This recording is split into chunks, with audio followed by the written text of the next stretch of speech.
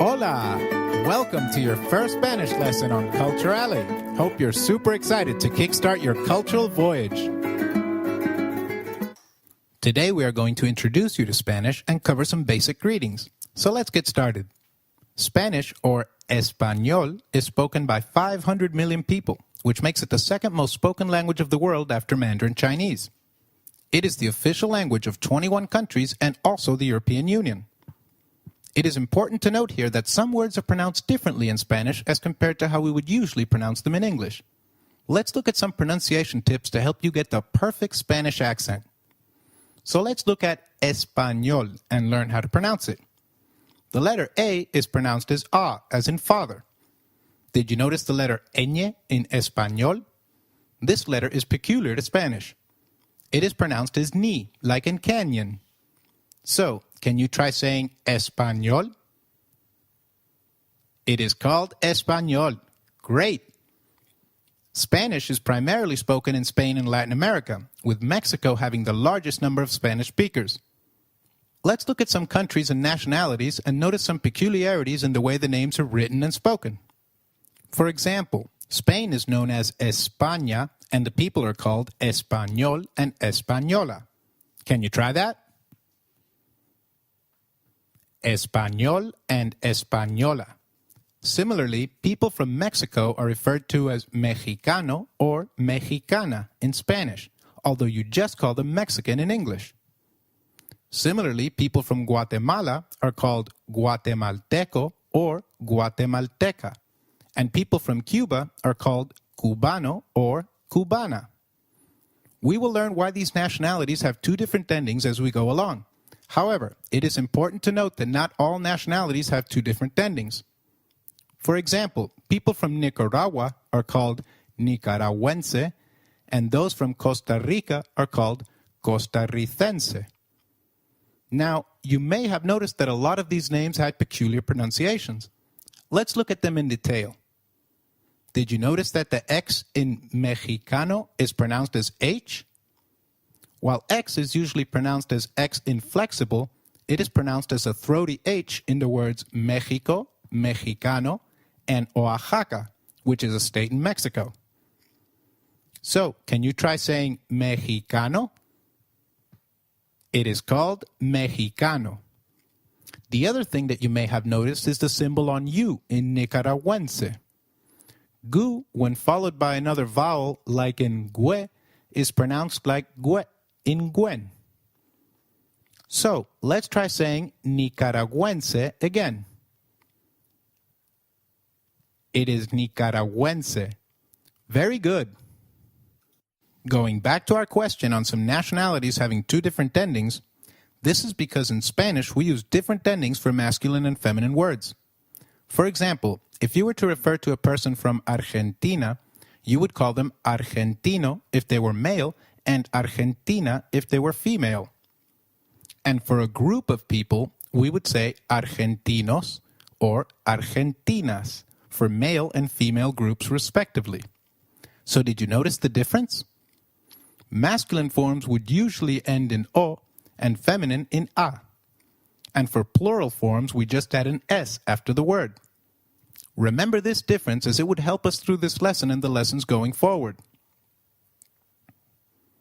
Did you notice that Argentino is pronounced as Argentino? In Spanish, G, when followed by E or I, is pronounced like a throaty H. So try saying Argentino again. Argentino. Excellent. You may have noticed that nationalities are not capitalized in Spanish. In Spanish, while the names of countries are capitalized, words derived from it, like the nationalities or names of languages, are never capitalized. So while the E in España is capitalized, the E in Español is not. Great! So now you know some key pronunciation and grammar peculiarities. Remember these as they will help you understand a Spanish accent in the language. Let's now move on to some delightful and useful greetings in Spanish. Let's get started with the most common greeting, hello or hi.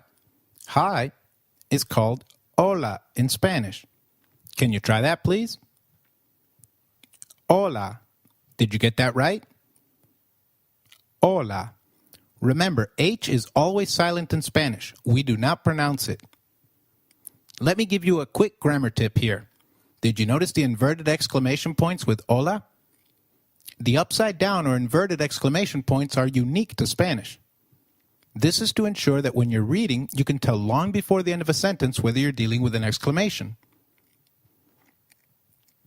All right, next, let's look at good morning. In Spanish, good is translated as buen. Can you try that? Buen. And day is translated as dia. Although dia literally translates to day, it is used as morning in the greeting good morning. In Spanish, nouns take up either masculine or feminine gender. For example, dia is masculine. The adjectives describing these nouns therefore also need to reflect the same gender. Since dia is masculine, we will use the masculine form of good. Hence, we add an o at the end and make it bueno. Can you try that, please? Bueno. Very well. Did you notice that dia has an I marked with an accent? In Spanish, if a word is marked with an accent, then that syllable receives the stress. So try saying dia again. Dia. Good morning is therefore called buenos dias. Let's repeat that.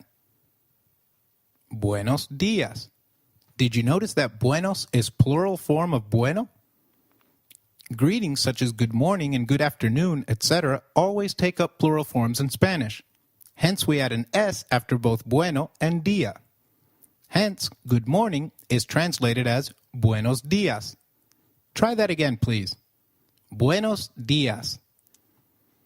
Moving on, good afternoon or evening is called buenas tardes. Can you repeat that? Buenas tardes.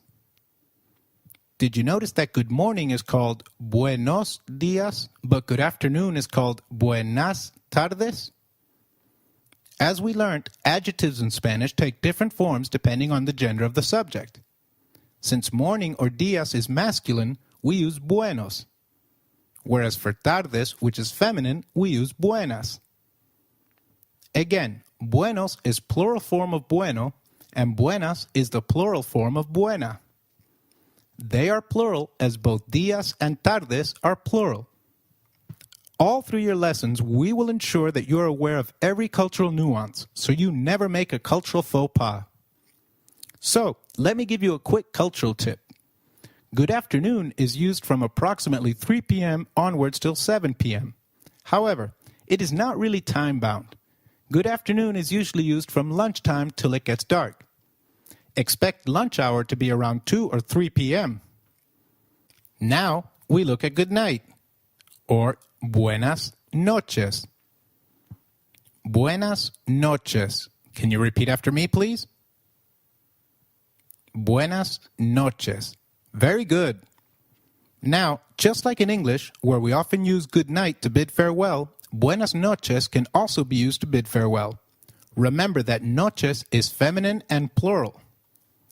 Whenever you're at a new place, it is important to know the cultural norms and how to meet and greet with the locals.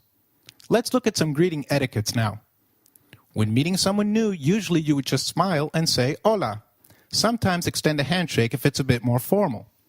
A light hug and a kiss or two on the cheeks is common for friends and family, especially among women.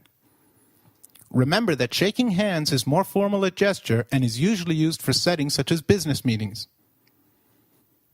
So, today we learned few basic greetings. Let's quickly go over them again. Hello or hi is hola. Good morning is buenos dias. Good afternoon is buenas tardes. And good night is buenas noches. Great! Now comes the best part of our journey. In every lesson, we will give you what we call the culture leaf. These culture leaves are like a window into cultures and traditions, so we hope you enjoy them. Today, we talk about soccer. Soccer is like a religion in Spain. The two successful football teams from Spain, FC Barcelona and Real Madrid, are also fierce competitors. In the next lesson, we will continue our journey and learn some more greetings and build our vocabulary. Hope you enjoyed your first lesson. See you at the alley for the next one.